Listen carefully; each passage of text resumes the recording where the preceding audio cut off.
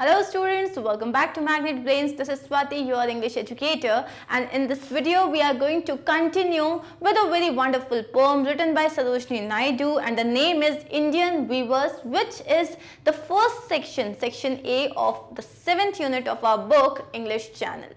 Now we are already through with the explanation and summary. अब हम इस particular video में क्या क्या देखेंगे कि इसकी थीम क्या है, मूड क्या है, स्ट्रक्चर क्या है और इसकी पोएटिक डिवाइसेस इसमें क्या क्या यूज करिए, मतलब everything related to your poem along with the question answers which are given at the end of your chapter. Clear? So let's start. सबसे पहले थीम क्या है पोम की? The central theme of the poem is the parallelism. अब यहाँ पे parallelism का मतलब क्या होता है? वीवर्स जो हैं उन लोग क्या काम कर रहे हैं उसको जो है लाइफ की स्टेजेस से कंपेयर किया गया है, तो एक तरीके से वो पैरेलल चल रहे हैं. तो यहाँ पे जब वो एक न्यूबॉर्न बेबी का कर रहे हैं तो हम उसे कंपेयर कर रहे हैं start of a beginning of a life से. जब वो एक क्वीन की वेल को स्टिच कर रहे हैं, वीव कर रहे हैं, तो हम उसे कंपेयर कर रहे हैं अडल्टहुड से. एंड जब वो एक श्राउड को वीव कर रहे हैं हम उसको कंपेयर कर रहे हैं लाइफ के एंड से. तो दिस इज व्हाट, इसको बोलते हैं पैरेललिज्म. ठीक है. That the poet beautifully draws between the three parts of the weaver's work day and the three stages of human life. तो यही थीम है इसका. बहुत इंपॉर्टेंट वर्ड है ये आपको पता होना चाहिए. ये एक पैरेललिज्म को पोएट जो है ड्रॉ करता है बिटवीन उसके जो एक वर्क डे में वो क्या क्या वर्क कर रहा है एक दिन में with the stages of human life. Clear. Next है स्ट्रक्चर.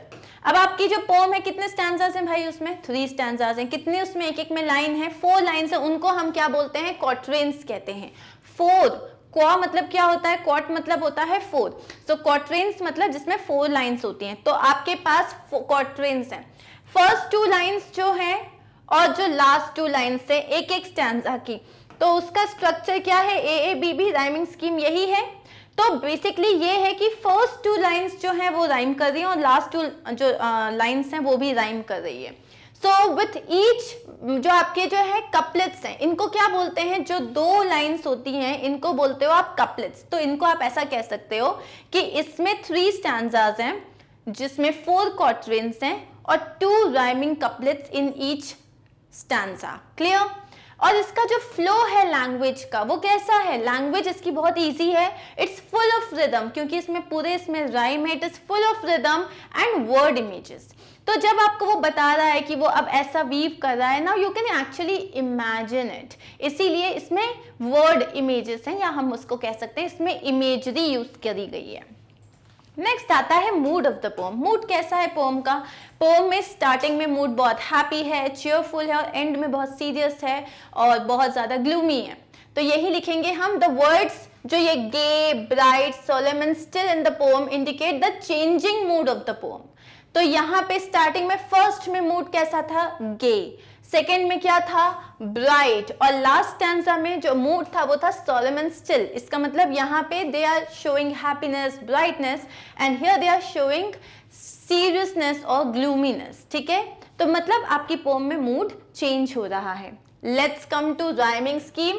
राइमिंग स्कीम क्या है? A B B C C D D E E F F. मतलब आपकी जो पोम है उसमें जो बेसिकली जो कपलेट्स हैं वो राइम कर रहे हैं. डन. आगे बढ़े. अब आते हैं हम लिटरेरी डिवाइसेस पे. पोएटिक डिवाइसेस वो डिवाइसेस जो आपकी पोम को एनहांस करती है, बहुत ज्यादा इंटरेस्टिंग बनाती हैं. हम हर पोम में काफी सारी लिटरेरी डिवाइसेस जो है डिस्कस कर चुके हैं. जैसे सिमिलीज होती हैं जहां आप बोलते हो as beautiful as good as. Basically 2 चीजों को आप कंपेयर कर रहे हो यूजिंग द वर्ड्स एज और like. Then we have metaphor. Again you are comparing 2 things but without using the words as और like. Then we have alliteration जहां consonant sound जो होते हैं एक ही लाइन में कॉन्सोनेंट साउंड रिपीट होते हैं, जैसे कि she sells seashells on the seashore. I think I'm getting really good at it. पहले मुझसे बोलते नहीं होता था. Okay. And after alliteration we have personification जहाँ पे आप एक non-living thing को एक living thing की ability देते हो. Then you have anaphora, then you have antithesis. ऐसे बहुत सारे literary devices होते हैं. Imagery होता है. तो हम देखते हैं इसमें इस poem में क्या क्या use हुआ है. So literary or poetic device, what is it? It's a technique a writer uses to produce a special effect in their writing. आपकी writing में special effect लाने के लिए आप क्या करते हो? आप literary devices use करते हो. Now the first device which has been used in this poem is a simile. Simile क्या होता है? जो दो चीजों में आप compare कर रहे हो using the words as or like. Now look at these sentences. Blue as the wing of a halcyon wild. Blue as the wing. So यहाँ पे जो कपड़ा है उसको ब्लू कलर से कंपेयर किया जा रहा है एंड ब्लू कलर जैसे कि यहाँ पे ब्लू मतलब फेदर से कंपेयर किया जा रहा है तो the blue coloured cloth is directly compared with a wing of wild halcyon. So the blue color of the cloth is directly compared with the wing of a halcyon bird. Like the plumes of a peacock, purple and green. Again यहाँ पे क्या है? Like the plumes. अब जो second जो वो कपड़ा weave कर रहे हैं उसका कलर कैसा है? It's like the plumes of a peacock, purple and green. तो उसका जो कलर है वो peacock के feathers के जैसा है तो यहाँ पे आपने word use किया है like और like use करके आपने comparison किया है. So again this becomes a simile. The garment here is directly compared with purple and green colors, plumes of peacock. White as a feather and white as a cloud. अब यहाँ पे जो third garment है जो shroud है उनका उसको ये कंपेयर कर रहे हैं एक फेदर के व्हाइट कलर से या एक क्लाउड के व्हाइट कलर से. तो ये जो दिया हुआ है white as a feather, white as a cloud, ये अगेन आपके पास दो सिमिलीज आ गई. The garment is directly compared with a feather and a cloud, white as a feather, white as a cloud. Clear? और इसमें एक और simile है, we weave a dead man's funeral shroud. Now जो funeral shroud है, it is directly compared with a feather and a cloud. तो यहाँ पे आपके पास दो चीजें हैं. एक तो ये बता रहे हैं white, कैसा व्हाइट? फेदर जैसा व्हाइट. यहाँ पे कैसा व्हाइट? क्लाउड जैसा व्हाइट. और ये जो लाइन है white as a feather and white as a cloud जो श्राउड लाइन के बाद में है यहाँ पे वो उस श्राउड को फेदर और क्लाउड के कलर से कंपेयर कर रहे हैं. तो ये सारी सिमिलीज जो हैं वो आपकी पोम में यूज हुई है. जहां पे भी एज और लाइक आता है उसको ना अंडरलाइन कर लिया करो, उससे पता चल जाएगा कि ओके यहाँ पे सिमिली यूज हुई है. अब आते हैं हम सेकेंड अलिट्रेशन पे, सेकेंड पोएटिक डिवाइस पे विच इज अलिट्रेशन. अलिट्रेशन मैं बता चुकी हूँ ये एक स्टाइलिस्टिक डिवाइस होती है जहां पे सेम कॉन्सोनेंट साउंड जो है एक सेंटेंस में एक सीरीज में रिपीट होता है. जैसे यहाँ पे देखो अब मैं अंडरलाइन करने वाली हूँ Weavers weaving at break of day. So यहाँ पे कौन सा साउंड रिपीट हो रहा है? व का. Why do you weave a garment so gay? अब यहाँ पे why do you weave? व का साउंड रिपीट हुआ. Garment so gay, ग का साउंड रिपीट हुआ. Wing of a halcyon wild, wing wild. Again W का साउंड हो रहा है. We weave the robes of a newborn child. अब यहाँ पे we weave. Okay? Weavers weaving solemn and still. So यहाँ पे weavers weaving solemn और still. तो यहाँ पे S का साउंड आ रहा है, यहाँ पे W का साउंड आ रहा है. What do you weave in the moonlight chill? Again, what do you weave? ये आ गया आपका W का sound. We weave a dead man's funeral shroud. We weave again W का साउंड आ रहा है. तो ये क्या हो गए हमारे अलिट्रेशंस हो गए. क्लियर? अब आते हैं हम नेक्स्ट पोएटिक डिवाइस पे जो कि है मेटाफोर. मेटाफोर का मतलब क्या होता है? आप जो हो दो चीजों को कंपेयर कर रहे हो but you are not using the word as और लाइक.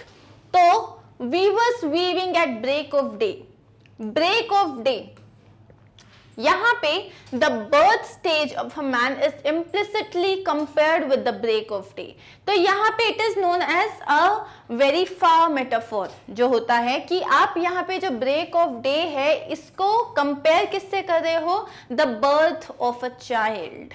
मतलब the first stage of a human's life, इसको हम कंपेयर कर रहे हैं ब्रेक ऑफ द डे से. But did we use the word as और लाइक? नहीं, we did not use it. So what will be this? This will be known as a metaphor.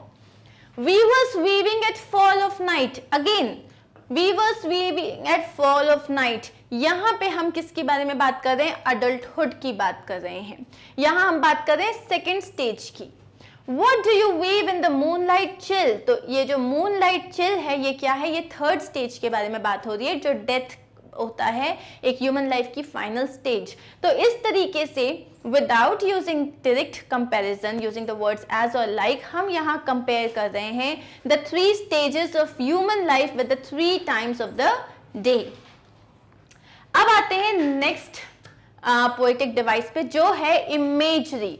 Almost every line of the poem contains imagery that conjures up a mental image of the weavers weaving blue colored robe on a newborn baby, a queen wearing purple and green colored marriage veil and a dead body covered with a white shroud। जब आपने ये सारे words पढ़े, आपके दिमाग में एक imagination I. तो हर सेंटेंस में they have used word images, जिससे क्या होता है, यू कैन इमेजिन। जैसे एक छोटे बच्चे के लिए ब्लू कलर का क्लॉथ वीव करें ना, can you imagine that? Yes you can.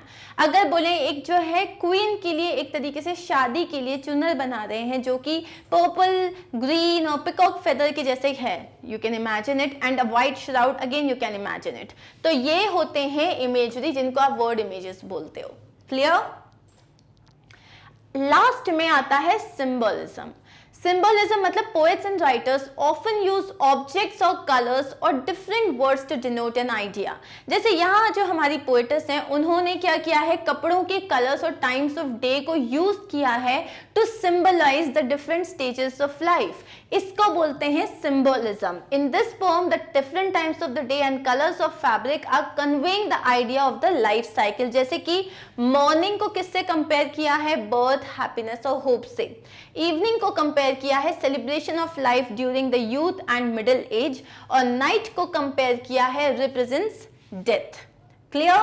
तो ये जो है सिंबलिज्म है, जहां पे different stages of human life are compared with the times of day and the color of the fabric that the weavers have used to weave different types of dresses। Clear? Okay। अब आते हैं हम question answers पे।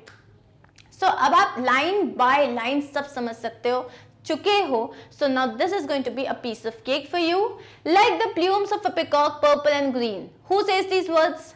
Like the plumes of a peacock, purple and green। ये weavers बता रहे हैं। जब सरोजनी नायडू ने पूछा था कि आप ये क्या वीव कर रहे हो, तो उन्होंने कहा था कि हम लोग जो है like the plumes of a peacock, purple and green, हम जो है क्वीन की वेल को वीव कर रहे हैं। सो द वीवर्स से these words. What is the speaker doing? Speaker मतलब ये जो weavers हैं वो क्या कर रहे हैं? The speaker is weaving the marriage veil of a queen। Speaker क्या कर रहा है? वो एक queen की marriage veil को weave कर रहा है। Very easy, right? Next question देखते हैं। What is like the plumes of a peacock? क्या है like the plumes of a peacock? जो एक क्वीन का जो मैरिज वेल है जो ये लोग वीव कर रहे हैं, उसके जो कलर्स हैं, it is like the feathers of a peacock, purple and green. So हम इसको कैसे आंसर लिखेंगे? The colour of the marriage veil is like the plumes of a peacock with the shades of purple and green. Clear? The colour of the marriage veil is like the plumes of a peacock with the shades of purple and green.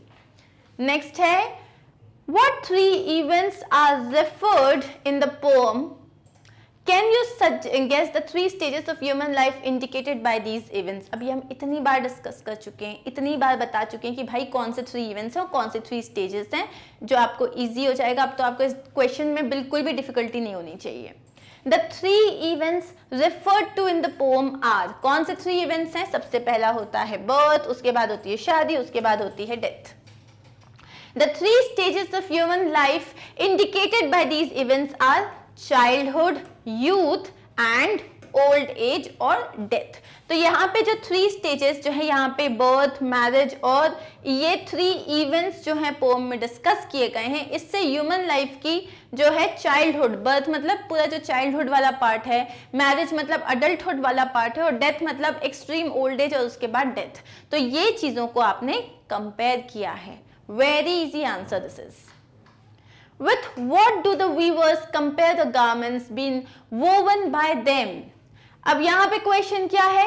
With what do the weavers compare the garments being woven by them? मतलब उन्होंने जो ये garments जो हैं वो weave कर रहे हैं, उसको किस चीज से compare किया है? So weavers compare the robes of a newborn child with the wing of a halcyon bird। Newborn child के कपड़े को किससे किया है? With the wing of halcyon bird। दूसरा क्या था जो उन्होंने वो पर्पल और ग्रीन जो वो वेल बना रहे थे? सो उसको उन्होंने पिकॉक के फेदर से कंपेयर किया था। तो marriage veils of a queen with the feathers of a peacock, और जो डेड मैन का फ्यूनरल श्राउड है with white feather and cloud. तो अगर आपने पोम अच्छे से पढ़ी है ना, तो इसमें तो इसको देखने का भी जो है आपको जरूरत नहीं पड़ेगी, because this is so easy. सबसे पहले न्यूबॉर्न चाइल्ड के कपड़ों को किससे कंपेयर किया था? Wing of a halcyon bird. उसके बाद जो क्वीन की मैरिज वेल थी उसको कंपेयर किया था फेदर्स ऑफ अ पिकॉक, और एक डेड मैन का जो श्राउड होता है उसको कंपेयर किया था फेदर से और क्लाउड से। ठीक है, आगे बढ़ते हैं। Do you think the weavers are affected by what they are weaving? Give a reason for your answer. क्या तुम्हें लगता है कि वो लोग क्या वीव कर रहे हैं उससे उनके मूड में, उनके जो बिहेवियर है उसमें कहीं कोई चेंज आया है? ऑफ कोर्स आया है। तभी जब वो एक न्यू बॉर्न बेबी के लिए एक बहुत ही ब्यूटीफुल सा ब्लू कलर का जो ड्रेस बना रहे थे, they were very happy, they were so cheerful, they were happy, they were gay. जब वो एक मैरिज वेल बना रहे थे, they were excited and they were like, it was like a celebration, वो इतने excited थे। but when they were weaving the shroud, तब वो serious थे, silent थे। so yes, इसके बाद हम लगाएंगे एक बड़ा सा comma. I think the weavers are affected by what they are weaving. I think जो weavers हैं they are affected by what they are weaving। क्यों? क्योंकि they are happy, fresh and full of hope। ठीक है, they are happy, fresh and full of hope while weaving the robes of a newborn child। उसके बाद they are happy and more active। वो लोग बहुत खुश हैं और बहुत ज़्यादा एक्साइटेड हैं, मोर एक्टिव हैं जब वो मैरिज वेल को वीव कर रहे हैं। But they are serious and calm and silent जब वो एक डेड मैन का फ्यूनरल श्राउड जो है उसको वीव कर रहे हैं। क्लियर? आगे बढ़ते हैं। अब है what is the difference between fashion and style? Difference between fashion and style, it is versatile, it is unique. आप फैशन की जब बात करते हो तो यहाँ पे क्या है, आपको सिंपल बताना है फैशन स्टाइल के बीच में क्या डिफरेंस होता है। फैशन क्या होता है? फैशन वर्सेटाइल होता है, फैशन चेंज होता रहता है। स्टाइल, हर इंसान का एक पर्टिकुलर स्टाइल होता है, तो स्टाइल कैसा होता है? वो यूनिक होता है। लेकिन फैशन कैन बी वेग, फैशन तो अलग अलग तरीके के होते हैं। It is the newest creations made by the designers. Fashion मतलब इस वक्त डिजाइनर्स नया क्या लेके आ रहे हैं, वापस जो है बेल बॉटम्स वापस आ रहे हैं, या वो जो एकदम टॉर्न जीन्स होती है वो बहुत ज्यादा इन है, लूज टॉप्स बहुत ज्यादा इन है। तो अभी लेटेस्ट उनका क्रिएशन क्या है, उसे फैशन कहते हैं। स्टाइल क्या कहते हैं? स्टाइल मतलब it is the persons newest creation by applying his और हर ओन चॉइस। फैशन में बहुत कुछ चल रहा है बट मुझे नहीं पहननी फटी जीन्स, क्यों पहनूं मैं फटी जीन्स, क्या मजा आएगा फटी जीन्स पहनने में, नहीं पहननी मुझे, तो ये मेरा पर्टिकुलर स्टाइल है। So here what do I want to say कि फैशन में क्या चल रहा है उसको इनकॉर्पोरेट करते हुए जो मुझ पे सूट कर रहा है वो मेरा स्टाइल हो जाता है। इट इज चेंजेबल, फैशन जो होता है चेंज होता रहता है, आपका स्टाइल कांस्टेंट होता है until unless you want to change it.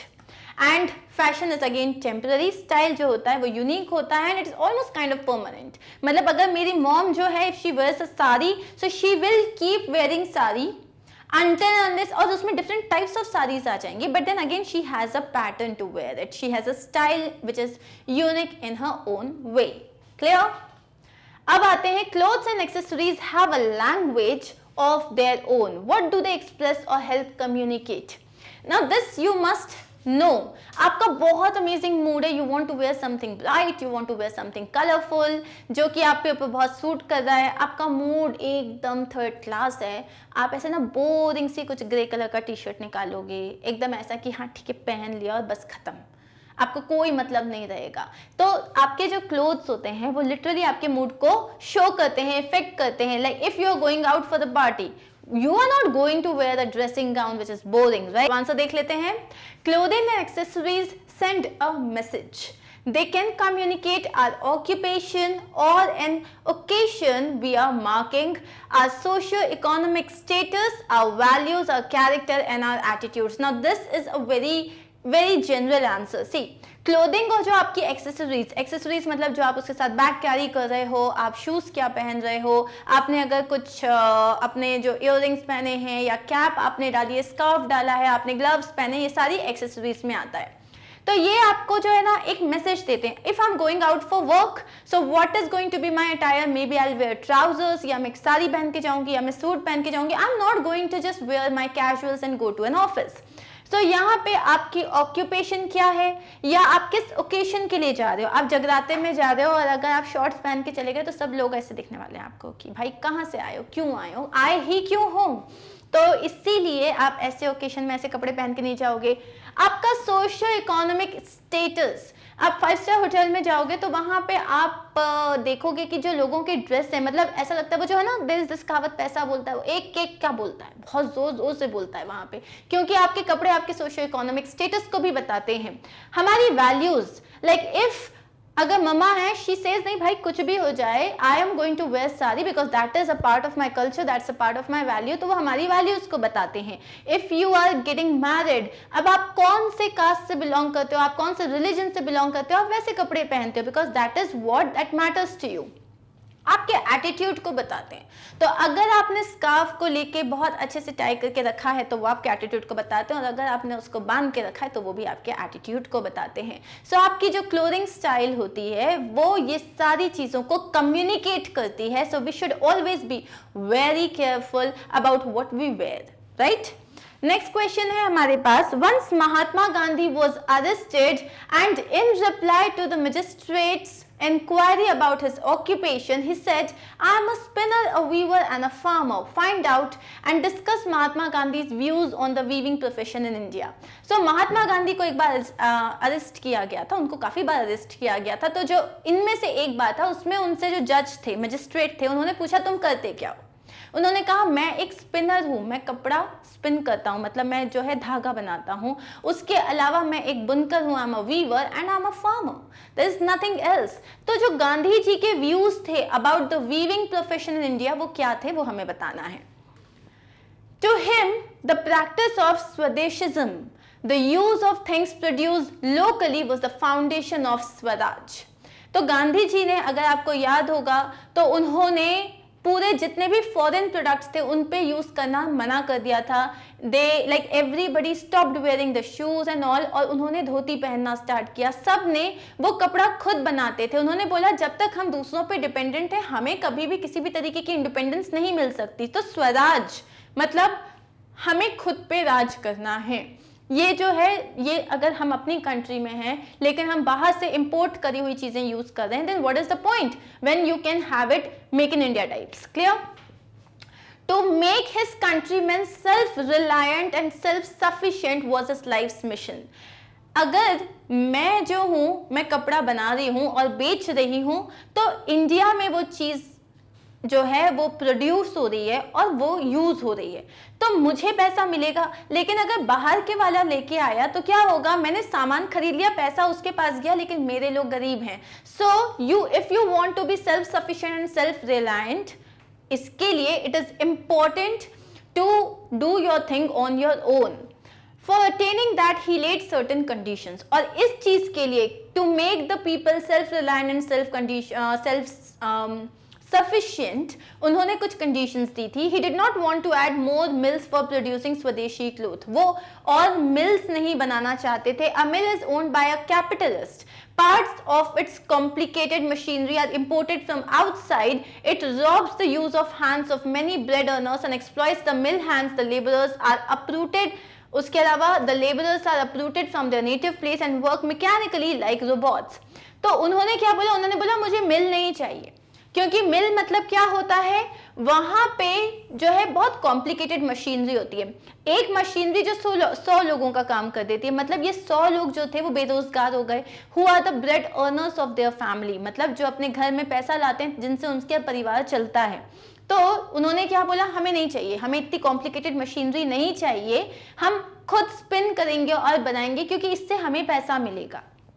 Also उन्होंने बोला कि क्या होता है जब ये मशीनरीज होती हैं, मिल्स आप बनाते हो, तो उसके लिए लोगों को वहां जाना पड़ता है, काम करना पड़ता है। इट इज, और जो उन मशीन्स को भी चलाते हैं, they work like robots, they don't use their head in that. तो इसीलिए Gandhi ji wanted to revive hand weaving, और गांधी जी जो है हैंड वीविंग को सबसे ज्यादा जोर देते थे। आज भी जो खादी के प्रोडक्ट्स हैं उनकी एक अपनी अलग ही पहचान है, अलग ही वैल्यू होती है। So now let's see the last part. How many rhyming couplets does this poem have? तो अगर एक स्टैंजा, एक क्वार्टरेन में आपके पास 2 राइमिंग कपलेट हैं तो 16 में कितने होंगे? 6. Very easy. List all the pairs of end rhymes. तो सारे एंड राइम्स क्या थे? Day, gay, wild, child, night, bright, green, queen, still, chill, cloud and shroud. ये सारे आपके एंड के राइमिंग वर्ड्स हैं. Give 3 examples of alliteration. हमने तो बहुत सारे देखे हैं. Wears, weaving, peacock, purple, wing, wild. Okay, and that's it, we are done. So we are totally done with this chapter, this poem. Wonderful it was, right? I hope you understood this well. If you did, then you are supposed to like, share and subscribe. Also comment if you have got any doubts. Please comment it and comment on it, and I'm definitely going to help you with it. And also visit our website, which is magnetbrains.com, because it is very easy to find the videos there. तो यहाँ पे आप जाओगे और courses पे click करोगे. You will click on the class, whatever, like you want to see math subject, science subject, English subject. Suppose you want to see English subject, तो आप उस पर क्लिक करोगे, उसमें सारे टॉपिक्स आ जाएंगे. टॉपिक पे क्लिक करोगे, वीडियो स्टार्ट हो जाएगा, and then you are sorted. And पूरे 100 on 100 मार्क्स आपकी. I will see you soon in my next video, where we are going to start the B part of 7th unit. Take care of yourselves. Bye bye.